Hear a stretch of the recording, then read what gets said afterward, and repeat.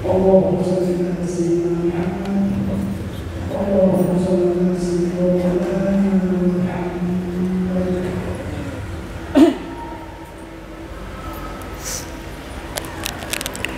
Assalamualaikum warahmatullahi wabarakatuh.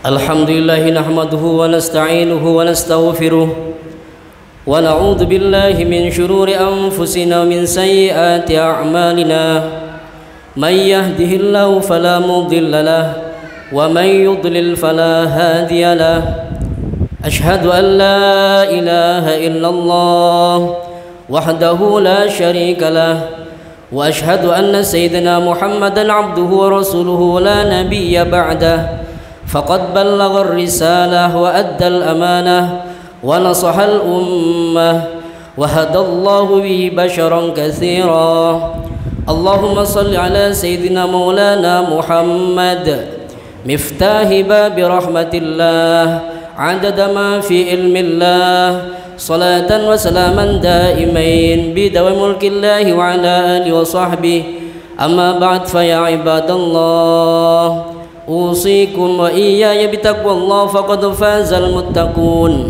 وقال عز من قائل في محكم التنزيل أعوذ بالله من الشيطان الرجيم بسم الله الرحمن الرحيم وسارعوا إلى مغفرة من ربكم وجنة عرضها السماوات والأرض أعدت للمتقين الذين ينفقون في السراء والضراء والكاظمين الغيظ والعافين عن الناس والله يحب المحسنين وقال النبي صلى الله عليه وسلم كل أمتي يدخل الجنة إلا من أبى قيل ومن يأبى يا رسول الله قال من أطاعني دخل الجنة ومن عصاني فقد أبى صدق الله العظيم وصدق رسوله النبي الكريم ونحن على ذلك من الشاهدين والشاكرين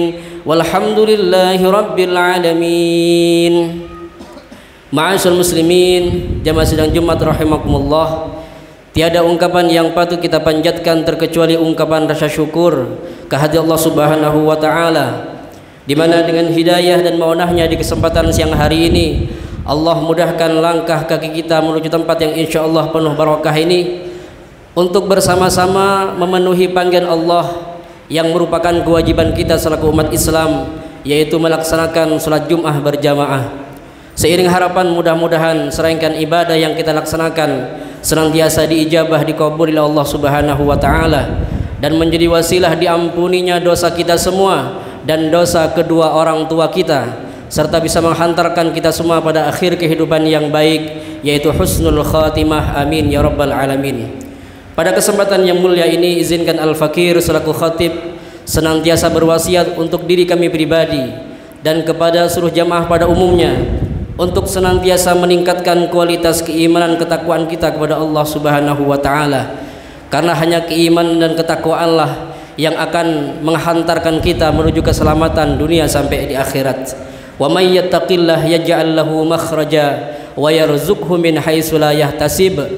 Barang siapa yang bertakwa kepada Allah dengan senantiasa menjalankan perintahnya dan menjauhi larangannya, maka Allah akan berikan kemudahan dari setiap kesulitan yang ia hadapi, dan Allah akan membukakan pintu rizki dari arah yang tidak diduga-duga. Ma'asyiral muslimin rahimakumullah, kita hidup di dunia ini Allah bekali dengan akal dan hawa nafsu. Akal Allah berikan kepada kita semua untuk bisa membedakan mana yang hak, mana yang batil. Dengan akal kita bisa memahami ayat-ayat Al-Quran. Dengan akal juga kita bisa memahami hadis Rasulullah Sallallahu Alaihi Wasallam.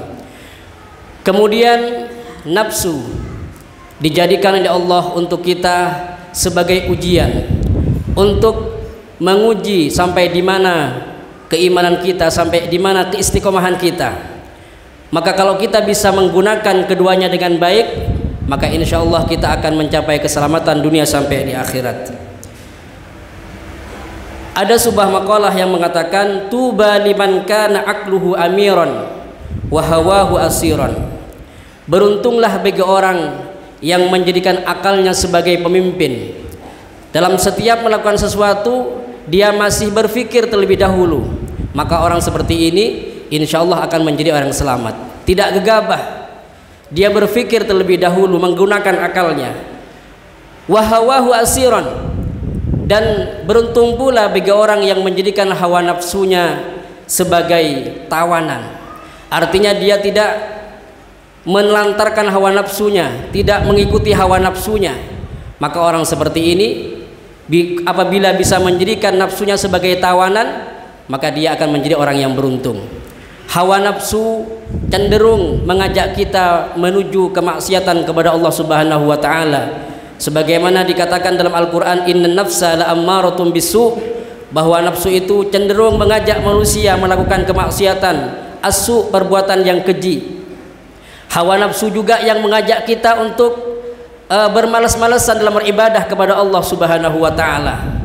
Bahkan hawa nafsu juga yang kadang menjadikan manusia merasa gengsi. Ketika salah untuk minta maaf dia merasa gengsi. Dan juga hawa nafsu pula yang menjadikan kita berat untuk maafkan kesalahan orang lain. Maka kalau kita bisa melawan hawa nafsu, kita akan menjadi beruntung. Sebaliknya kalau kita mengikuti hawa nafsu kita, maka bersiap-siaplah kita akan menjadi orang yang celaka di sisi Allah Subhanahu wa taala. Dalam makalah yang lain disebutkan, inna syahwata tusayyirul muluk abidan. Syahwat itu bisa menjadikan seorang raja menjadi hamba sahaya. Artinya kalau orang menuruti hawa nafsunya, setinggi apapun jabatannya, setinggi apapun pangkatnya, maka dia akan direndahkan oleh Allah Subhanahu wa taala. Sudah banyak kita saksikan orang-orang mulia menjadi hina gara-gara dia menuruti hawa nafsunya. Was-sabru yusairul abid mulukan. Sebaliknya bagi orang yang senantiasa bersabar melawan hawa nafsunya, maka akan menjadikan seorang hamba menjadi seorang raja. Di awal penciptaan, antara akal dan hawa nafsu sudah mempunyai karakter yang berbeda, hadirin. Akal ketika diciptakan oleh Allah, ketika itu diperintahkan oleh Allah, wahai akal menghadaplah. Maka dengan segera akal itu menghadap ke hadapan Allah Subhanahu wa taala. Setelah itu diperintahkan lagi oleh Allah, wahai akal mundurlah. Maka dia pun mundur mengikuti apa yang diperintahkan oleh Allah Subhanahu wa taala. Kemudian setelah itu Allah berfirman, wahai akal, man ana wa man anta. Wahai akal, siapakah diriku dan siapa dirimu? Maka dengan tegas akal menjawab, anta rabbi wa ana abduka dhaif. Engkau Allah Tuhanku yang maha segalanya, dan kami adalah hambamu yang penuh dengan kelemahan dan kekurangan. Maka seketika Allah berfirman, wahai akal, ma khalaqtu khalqan akram minkah. Tidaklah aku menciptakan sebuah makhluk yang lebih mulia daripada dirimu. Akal menuruti apa yang diperintahkan oleh Allah Subhanahu wa taala. Berbeda dengan nafsu, hadirin yang dirahmati Allah. Ketika diciptakan nafsu ini, diperintahkan oleh Allah, wahai nafsu menghadaplah. Tapi nafsu diam saja, tidak bergerak, tidak mengikuti apa yang diperintahkan oleh Allah Subhanahu wa taala. Kemudian nafsu ditanya oleh Allah, wahai nafsu, man ana wa man anta. Siapa diriku dan siapa dirimu? Kemudian nafsu dengan lancangnya menjawab, engkau adalah engkau, aku ya aku, katanya. Maka oleh Allah, karena jawabannya tidak sesuai, kemudian nafsu ini disiksa oleh Allah di neraka Jahim selama 100 tahun lamanya. Setelah itu diangkat oleh Allah dan ditanya kembali, ternyata jawabannya seperti yang awal, tidak ada perubahan. Akhirnya disiksa lagi oleh Allah Subhanahu wa taala di neraka neraka yang penuh dengan kelaparan selama 100 tahun pula lamanya. Kemudian setelah ambil, diangkis lagi oleh Allah, baru nafsu ini setelah dibikin lapar selama 100 tahun lamanya, dia bisa menjawab seperti yang dikehendaki oleh Allah Subhanahu wa taala. Termasuk salah satu cara untuk kita menundukkan hawa nafsu kita, maka dengan kita sering-sering berpuasa, sering-sering lapar. Ini sebentar lagi kita akan masuki bulan Dzulhijjah, di mana di 10 awal bulan Dzulhijjah ini ada hari Tarwiyah yang disunahkan berpuasa, hari Arafah juga disunahkan berpuasa. Dengan berpuasa maka nafsu ini akan menjadi tunduk kepada kita. Sehingga di salah satu hadis Rasulullah merintahkan kepada para kaula muda untuk sering-sering berpuasa, karena kalau masih muda nafsunya menggebu-gebu, sehingga oleh Rasulullah diperintahkan untuk berpuasa. Ya ma'syar syabab, man istata'a minkumul ba'ata falatazawwaj. Wahai kaula muda, kalau kalian sudah mampu maka nikahlah. Fa illam yastati' fa'alihi bisawm, kata Rasulullah. Tapi kalau kalian belum siap untuk menikah, maka sering-seringlah berpuasa. Dengan sering-sering berpuasa, maka hawa nafsu akan lemah, hawa nafsu akan tunduk kepada diri kita sendiri. Fa innahu aghaddul basar wa ahsalul faraj, karena dengan berpuasa akan lebih menjaga pandanganmu dan akan lebih menjaga kemaluanmu. Nafsu dengan kita berpuasa akan menjadi tunduk. Di kitab Tanwirul Qulub halaman 469, karangan daripada Syekh Muhammad Amin Al-Qurdi Asy-Syafi'i, ada sebuah hikayah. Di kota Mesir pernah dulu terjadi ada seorang rahib. Seorang rahib ini seorang non muslim yang ternyata dia mempunyai kelebihan, yaitu mukasyafah. Diberikan kelebihan, dia bisa mengetahui hal-hal yang gaib padahal non muslim. Sehingga pada waktu itu banyak orang Islam yang terpedaya karena melihat kelebihan yang dimiliki oleh seorang rahib ini. Termasuk juga tokoh-tokoh muslim pada waktu itu merasa gelisah. Bagaimana ini kalau kita biarkan, maka nanti akan banyak orang Islam yang mengikuti rahib ini karena dia diberikan kelebihan mukasyafah oleh Allah Subhanahu wa taala. Sehingga berkumpullah tokoh muslim pada waktu itu, dan akhirnya diutuslah salah satu tokoh untuk menemui rahib ini. Ketika tokoh muslim yang diutus mendatangi rumah rahib ini, di luar rumah sudah diketahui oleh seorang rahib ini, wahai tokoh Islam, apa tujuan sampean ke sini? Padahal belum dibuka pintunya. Semakin heran ini tokoh muslim, kok bisa dia tahu padahal belum dia buka pintunya. Wahai rahib, saya ke sini dengan tujuan ingin tabayyun, ingin klarifikasi dengan sambian. Kok bisa sambian mendapatkan kelebihan, diberikan mukasyafah oleh Allah Subhanahu wa taala? Min aina lakah nurul mukasyafah? Dengan apa jenengan mendapatkan cahaya mukasyafah dari Allah Subhanahu wa taala? Ternyata jawabannya mencengangkan hadirin. Dia menjawab bi mukhalafatin nafsi. Saya mendapatkan semua ini dengan saya melawan hawa nafsu saya. Saya tirakat, saya tidak mengikuti apa yang diinginkan nafsu saya. Kemudian tokoh muslim itu mengatakan, kalau begitu berarti yang sampean lakukan itu sejalan dengan apa yang diajarkan oleh agama Islam. Bagaimana kalau umpama saya ajak jenengan untuk masuk Islam? Maka dengan spontan rahib itu mengatakan baik, dan langsung membaca syahadat di hadapan tokoh muslim itu. Lagi-lagi tambah heran, tambah aneh apa yang dilakukan rahib ini. Dan tokoh muslim bertanya, kenapa jenengan begitu cepat mengatakan iya ketika saya mengajak jenengan untuk masuk Islam? Kemudian dia menjawab, aradtu al-Islam ala nafsi fa'abad. Saya tawarkan kepada nafsuku untuk masuk Islam, ternyata dia tidak mau. Nafsuku memberontak untuk masuk Islam. Akhirnya dalam rangka mukhalafatun nafsi, melawan hawa nafsuku, maka aku segera talqin syahadat di depanmu.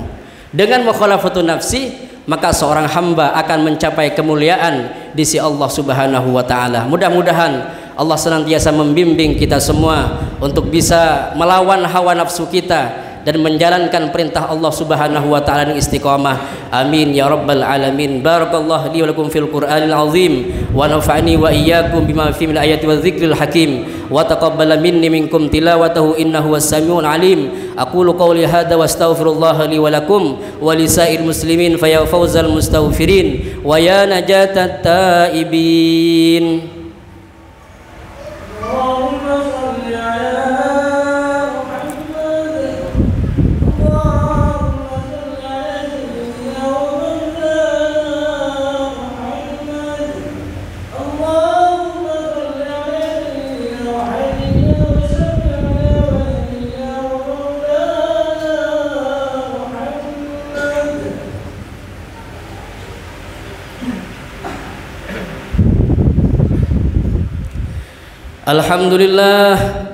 Alhamdulillah alladhi amarna bil ittihad wal ittisam bihablillahil matin wa ashhadu an la ilaha illallah wahdahu la syarika lah iyyahu na'budu wa iyyahu nasta'in wa ashhadu anna sayyidana Muhammadan 'abduhu wa rasuluhu al-mab'uts rahmatan lil alamin.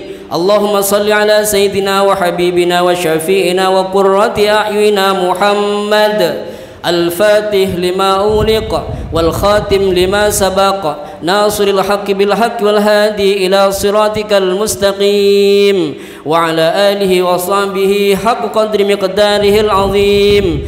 أما بعد فيا عباد الله اتقوا الله حق تقاته ولا تموتن إلا وأنتم مسلمون وذروا الفواحش ما ظهر منها وما بطن وحافظوا على الطاعة وحضور الجمعة والجماعة واعلموا أن الله أمركم بأمر بدأ فيه بنفسه وثنى بملائكة قدسه فقال الله تعالى ولم يزل قائلا عليما إن الله وملائكته يصلون على النبي يا أيها الذين آمنوا صلوا عليه وسلموا تسليما.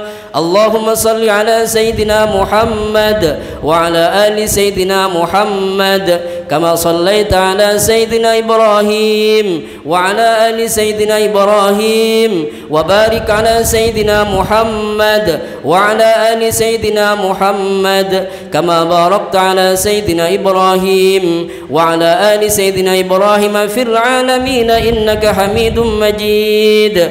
اللهم اغفر للمسلمين والمسلمات والمؤمنين والمؤمنات الأحياء منهم والأموات إنك كريم مجيب الدعوات وقاضي الحاجات. اللهم سلمنا والمسلمين وعافنا والمسلمين والطف بنا والمسلمين واكفنا وإياهم شر مصائب الدنيا والدين. اللهم اشف مرضانا ومرضى المسلمين وارحم موتانا وموتى المسلمين. اللهم اعز الإسلام والمسلمين وانصر المجاهدين في سبيلك نصرا عزيزا. اللهم انصر إخوان المسلمين في فلسطين. اللهم انصر إخوان المسلمين في فلسطين. اللهم انصر إخوان المسلمين في فلسطين نصرا عزيزا. اللهم ادفع عنا الغلاء والوباء والربا والزنا والزلازل والمحن وسوء الفتن ما ظهر منها وما بطن عن بلدنا هذا خاصة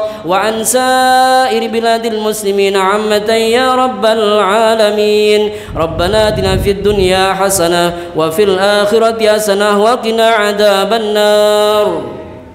عباد الله إن الله يأمر بالعدل والإحسان وإيتاء ذي القربى وينهى عن الفحشاء والمنكر والبغي يعظكم لعلكم تذكرون. فاذكروا الله يذكركم واشكروه على نعمه يزدكم واسألوه من فضله يؤتكم ولذكر الله عز وجل وأكبر.